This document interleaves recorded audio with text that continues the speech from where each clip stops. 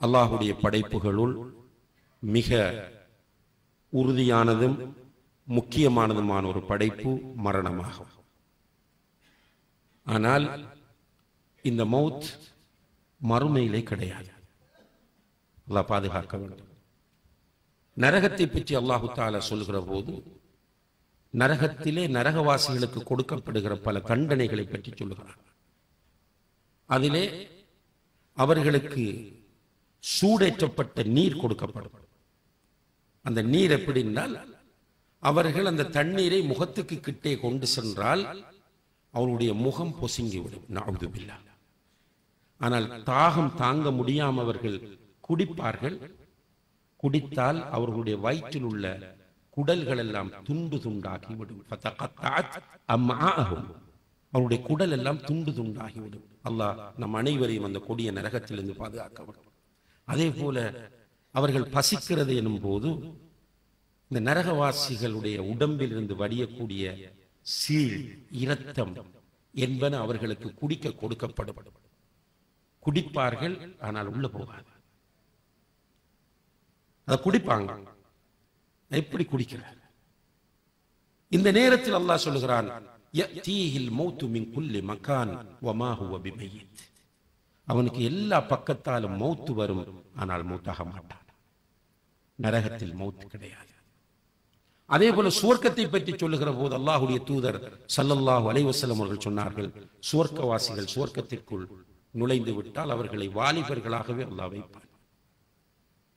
அவர்களுக்கு அங்கு முதுமை கிடையாது, நோய் கிடையாது, டயர்ட் கிடையாது, சுறுசுறுப்பாக வாலிபர்களாக இருப்பார்கள். அந்த நேரத்தில் ஒரு ஆட்டு வடிவத்தில் மௌத் கொண்டு வரப்பட்டு அறுக்கப்பட்டு விடும். ஒரு ஆட்டு வடிவத்தில் மரணம் கொண்டு வரப்பட்டு அறுக்கப்பட்டு விடும். சுவர்க்கவாசிகளுக்கு மௌத் இல்லை என்று சொன்னார்கள். எனவே இந்த உலகத்தில் நிச்சயமாக்கப்பட்ட மௌத், எல்லோருக்கும் உறுதியாக இருக்கிற மௌத் மறுமையிலே கிடையாது. மறுமையிலே அல்லாஹ் ஜல்ல ஷானஹு தஆலா கொடிய நரக நெருப்பிலிருந்து நம் அனைவரையும் பாதுகாத்து ஜன்னத்துல் ஃபிர்தௌஸிலே ஆக்க வேண்டும். அப்படி ஆக வேண்டும் என்றால் நம் மௌத்தாகிற போது நம்முடைய இறுதி வார்த்தை லா இலாஹ இல்லல்லாஹ் என்பதாக இருக்க வேண்டும். நபி ஸல்லல்லாஹு அலைஹி வஸல்லம் அவர்கள் சொன்னார்கள், மன் கான ஆகிரு கலாமிஹி லா இலாஹ இல்லல்லாஹ் தஹலல் ஜன்னah. யாருடைய இறுதி வார்த்தை லா இலாஹ இல்லல்லாஹ் என்று இருக்கிறதோ அவர் சுவர்க்கம் செல்லுவார். இந்த லா இலாஹ இல்லல்லாஹ் மரண தருவாயில் வர வேண்டும் என்றால் உயிரோடு இருக்கிற போது லா இலாஹ இல்லல்லாஹ் அதிகமாக சொல்ல வேண்டும். குறிப்பாக காலையிலே 100 தடவைகள் ஒருவர் லா இலாஹ இல்லல்லாஹ் வஹ்தஹு லா ஷரீக லஹு லஹுல் முல்கு வ லஹுல் ஹம்து வ ஹுவ அலா குல்லி ஷைஇன் கதீர். இது தெரியாத ஒரு சின்ன பிள்ளை கூட இந்த இடத்துல இருக்காது. இந்த கலிமா தெரியாத ஒரு குழந்தை கூட இந்த மஸ்ஜிதுக்குள்ள இருக்காது. எல்லோருக்கும் தெரியும். இந்த லா இலாஹ இல்லல்லாஹ் வஹ்தஹு லா ஷரீக லஹு லஹுல் முல்கு வ லஹுல் ஹம்து வ ஹுவ அலா குல்லி ஷைஇன் கதீர் என்று காலையில் 100 தடவை சொல்வது. இப்படி சொன்னால் அந்த மனிதன் அல்லாஹ்விடத்தில் மிக சிறந்தவன். சுப்ஹானல்லாஹ். அவனை விட சிறந்த நிலையில் யாரும் வரமாட்டார். ஒன்று. இரண்டாவதாக 10 அடிமைகளை விடுதலை செய்த நன்மையை கொடுக்கிறார். 10 அடிமைகளை விடுதலை செய்த நன்மையை கொடுக்கிறார். 3 10 நன்மைகள் அவனுக்கு 100 நன்மைகள் அவனுக்கு எழுதப்படுகிறது. 4 100 பாவங்கள் அவனுக்கு அளிக்கப்படுகிறது. அவனுடைய ரெக்கார்டில் இருந்து 100 பாவங்கள் அளிக்கப்படுகிறது. 5 அன்று மாலையாகும் வரைக்கும் ஷைத்தானுடைய எந்த தீண்டுதலும் இல்லாமல், எந்த பாதிப்பும் இல்லாமல் ஒரு பாதுகாப்பு அவனுக்கு கொடுக்கப்படுகிறது. இப்படி சிறப்பான ஒரு கலிமா தான் இந்த லா இலாஹ இல்லல்லாஹ் வஹ்தஹு லா ஷரீக லஹு லஹுல் முல்கு வ லஹுல் ஹம்து வ ஹுவ அலா குல்லி ஷைஇன் கதீர்.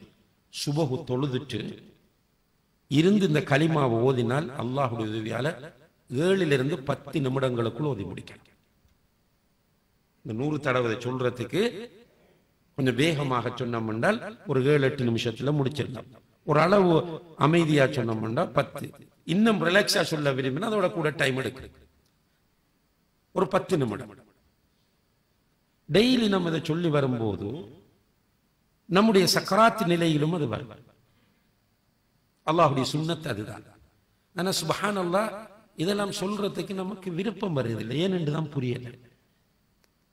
சுபோ தொழுதோட ஓடி போறோம், தொழக்கூடியவர்கள் தொழாம ஒரு கூட்டம் இல்ல, பெரும்பாலானவர்கள் தொழாம அப்படி வீட்டையே படுத்துட்டு இருக்கிறாங்க, காதுக்குள்ள சேத்தான் சிறுநீர் கழித்து கொண்டு, அது வேற விஷயம். நம்ம என்ன பேசுறது, நம்முடைய பாசத்திற்குரிய ஒவ்வொரு வக்து தொழுகையிலும் கவனம் செலுத்துகிற சகோதரர்களை பற்றி. தொழுதுட்டு வெளியே போகும்போது யாராவது ஒரு சலான் சொன்னா, இரவு அவர் பார்த்த ஒரு செய்தியை பேசிட்டு போறதுக்கு 7 மணி ஆகும்.